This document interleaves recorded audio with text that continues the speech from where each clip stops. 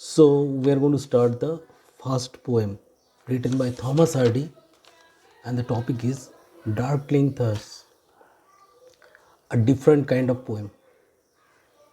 Basically, we are habituated with the poems of rhymes, poems with ballads, poems with beautiful and easy themes. But here the theme is little different.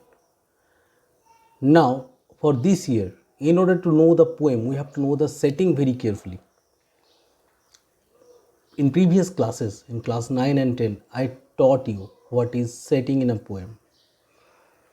Context, background, setting and everything. We cannot go directly into the poem, just write the paraphrasing and complete it. We need to be very critical while reading a poem. First thing that we have to do, we have to appreciate the standard of writing. We may not say very critical, very easy, very hard poem.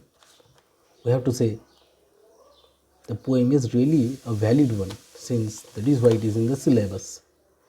The Darkling Thrush,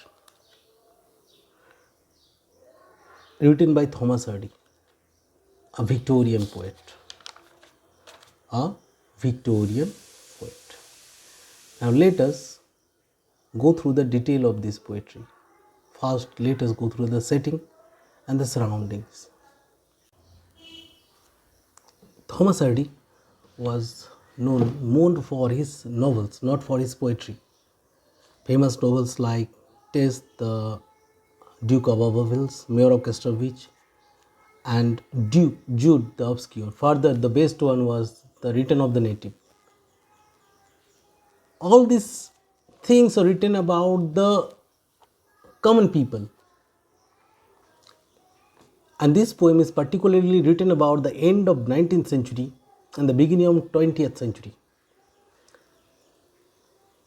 Industrial revolution that changed the entire scenario, social, economical condition in England. You read in previous classes in history book.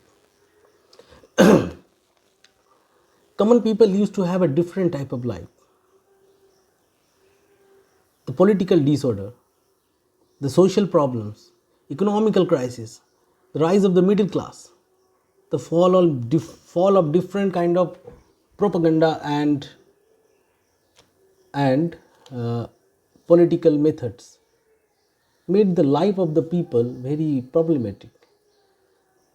Common people used to live a very painful and very drastic life.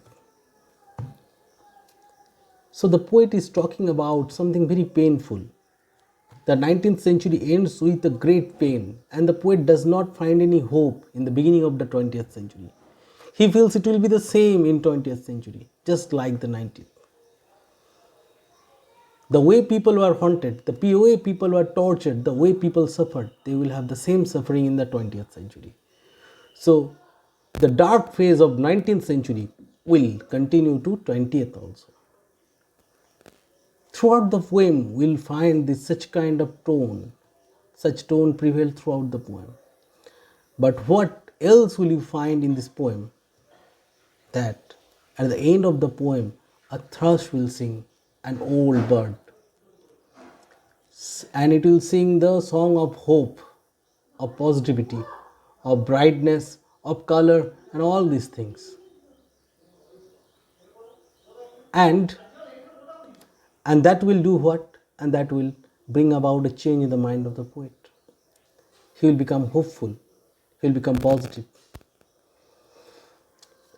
Here, the winter of 19th century, last winter of 1999 is mentioned. And the poet is talking about the beginning of the new era. Now, when the poet wrote the poem, he did not know what would happen in 20th century. We know very well. And the poem is very related to the contemporary world also. Everywhere, when a year ends, we think about the new year, we think about new resolution, we think about many different things. But ultimately what happens? That we know very well. So, let us read what is written. The Darkling Thrush is a nature poem with the theme of hope. The poem begins with a bleak picture of despair, means hopelessness, and dejection, that means heartbreaking.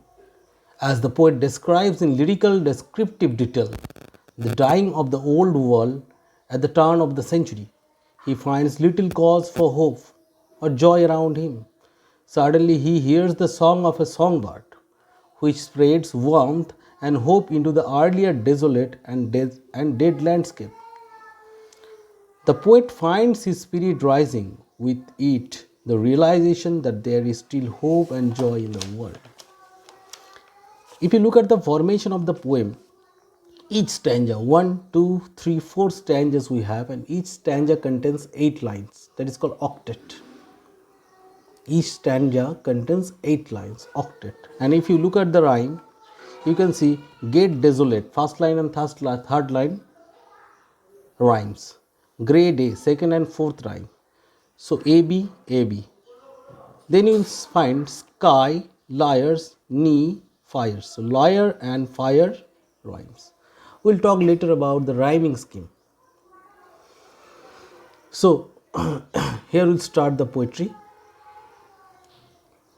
And how will you start? We'll explain line by line, and before that we have to remember the setting.